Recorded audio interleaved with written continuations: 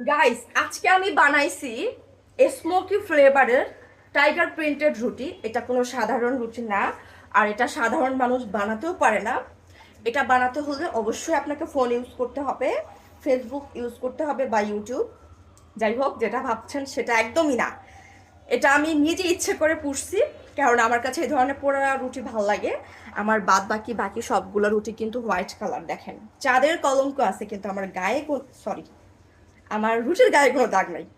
Anyway, এই রুটিটা আমি আমার জন্য স্পেশালভাবে শেখছি। এটা হচ্ছে আমি চা দিয়ে খাবো। আর এই ধরনের পোড়া রুটি চা দিয়ে খেতে খুবই মজা লাগে। তো যারা ভাবছেন যে আমি ফোন ইউজ করতে গিয়ে এটা পুরো ফেলছি, এটা একদমই না। কারণ আমি খুবই কেয়ারফুল কাজ করি, বিশেষ করে রুটি সেঁকতে গেলে একটু মনোযোগ দিয়ে শেখি। আর আমি যখনই রুটি শেখি তখন এভাবে একটা টাইগার প্রিন্টেড স্মোকি ফ্লেভারের রুটি আমার জন্য বানাই, স্পেশালভাবে একটু টাইম বেশি দিয়ে।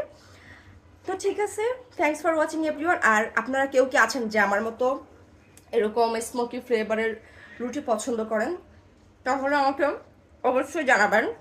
কারণ এই ধরনের রুটিগুলো থেকে আসলেই অনেক একটা গুড়ের স্মেল আসে, যেটা খুবই সুন্দর। আর চা দিয়ে খেতে আরও বেশি ভালো।